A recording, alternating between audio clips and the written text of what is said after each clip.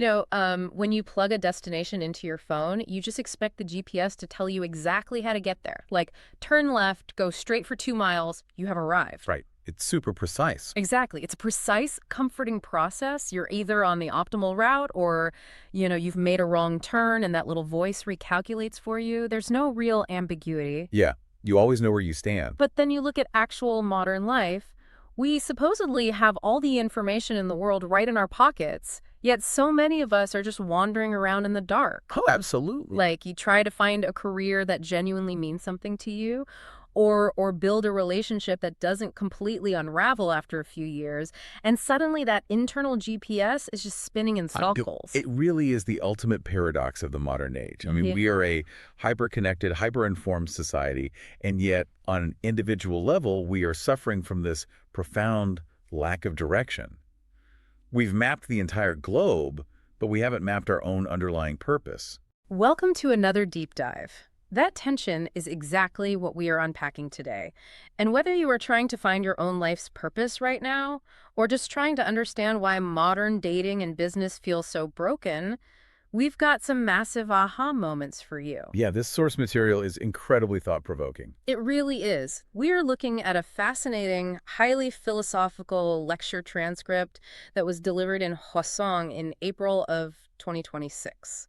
This source offers a really radical diagnosis of our modern existential crisis. It does. It blends sociology with, well, spiritual evolution and some very practical life advice. Okay, let's unpack this. The speaker's first major claim is that despite living in a so-called knowledge society, we are actually suffering from a massive education absence. Which sounds contradictory at first, right? Right, because you'd think we are the most educated generation ever. Yeah. But let's use an analogy here. Think of traditional schooling like downloading an instruction manual for a really complex machine. Okay, I like that.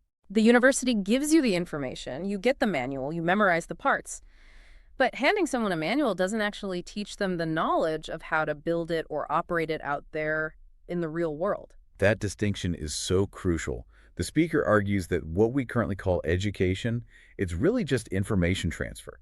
And they outline three true pillars of education that are missing: And those are social education, etiquette education, and character education. character education. That sounds almost, I don't know, old-fashioned. It does, but it's used in a very structural way here. The point is that information without these three pillars leaves the digital generation equipped with a bunch of facts, but entirely unprepared to lead or function smoothly in society. Wow. So you could have a PhD but completely lack the character education to just like get along with a coworker. Exactly. You have the technical skills, but any interpersonal friction just makes you crumble. So that naturally begs the question, if schools only give us information, where are we supposed to actually get this social education? That's where the speaker brings up a huge generational shift. Yeah, the contrast between the baby boomers and the current digital generation. For the boomers, they were largely confined to their home country. But for the digital generation, the doors are just unprecedentedly open to travel. The world is accessible in a way it never has been before. The source specifically mentions 90 to 100-day visas, the ability to just go and live somewhere else for 3 months.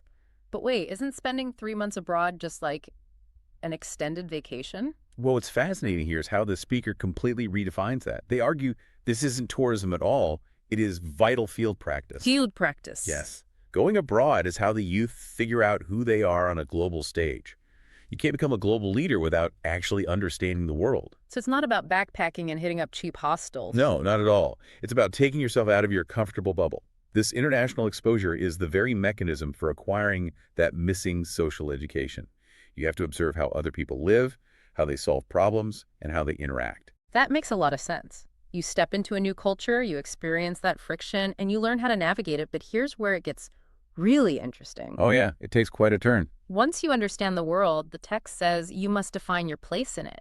It gets super intense about having an ideology, like a personal purpose. The speaker does not hold back here. No, they don't. They argue that a human without an ideology, without a clear reason for living, lacks what they call charm.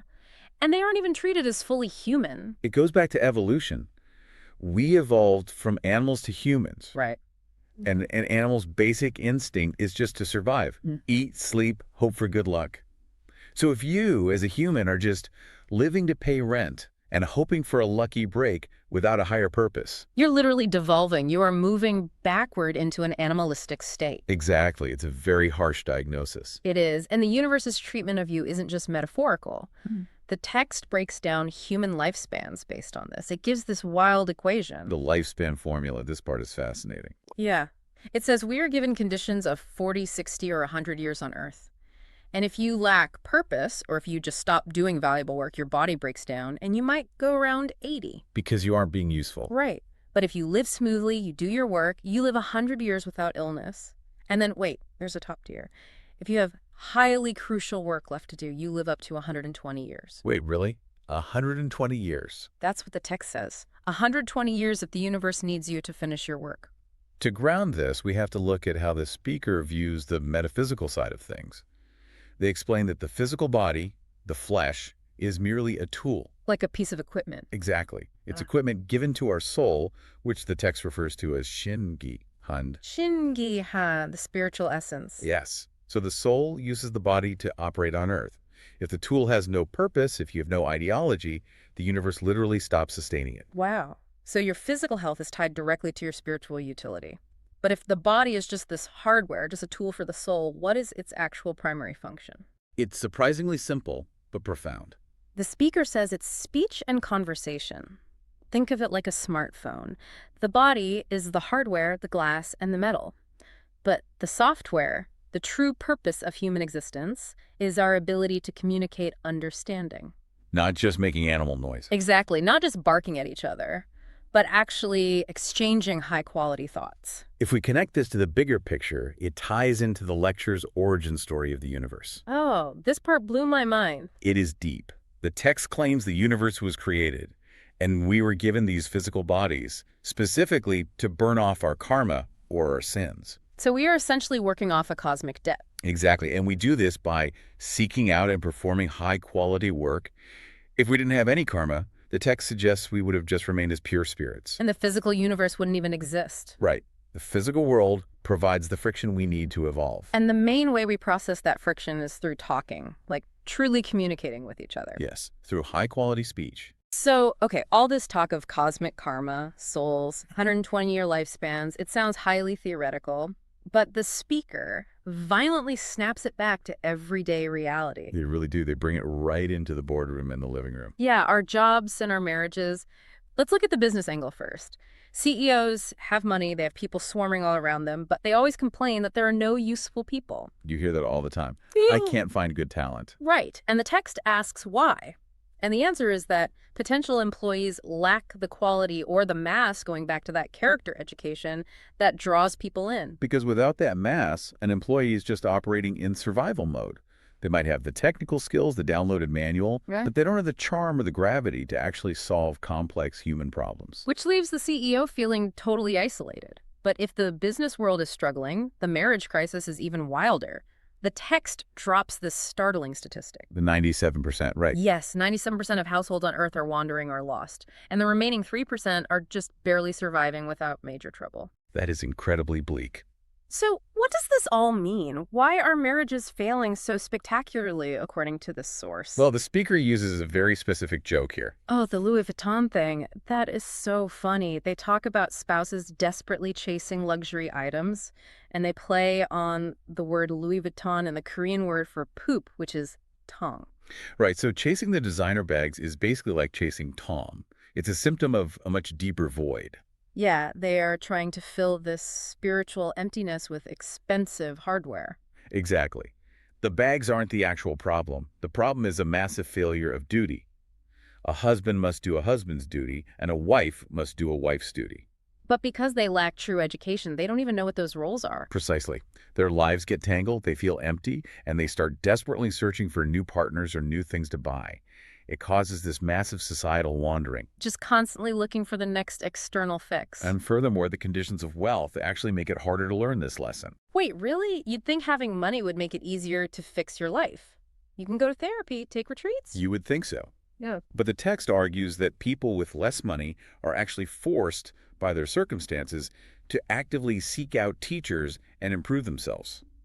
They have to face the friction head on. I see. Wealth acts as an anesthetic. It numbs the pain of that spiritual stagnation, so you never actually do the hard work to fix the software bug. That makes total sense. You just keep buying more anesthetic instead of curing the disease. Wow. Okay, this deep dive has covered some serious ground today. We really went from the classroom to the cosmos. We did. We started with the illusion of our information-heavy education system, just downloading manuals without building character. Then we looked at the necessity of global travel as field practice, not just tourism. Right. Down to the metaphysical reality that our bodies are literally just tools meant to burn off karma through high-quality work and fulfilling our relational duties. And the core takeaway for you, the listener, is that true charm, whether you want to succeed in business or find a marriage that actually works, doesn't come from a university degree Or designer bag. or a designer bag. It comes from growing your spiritual mass and really understanding your fundamental why. Your ideology. It's the only thing that keeps you from just being a highly educated animal in survival mode. So I want to leave you with a final thought to mull over, something that builds on everything we just talked about. I love this part. If our lifespans and our physical health are directly tied to the high-quality work our souls need to accomplish to clear our karma, what is that one piece of meaningful, difficult work in your own life that you have been avoiding? That is the big question. And how might finally tackling it change not just your career, but your actual vitality? How might it literally add years to your life? Definitely something to think about the next time you feel lost. Absolutely. Thank you so much for joining us on this deep dive. It's been an incredible journey. Until next time, keep doing the hard work. We'll see you then.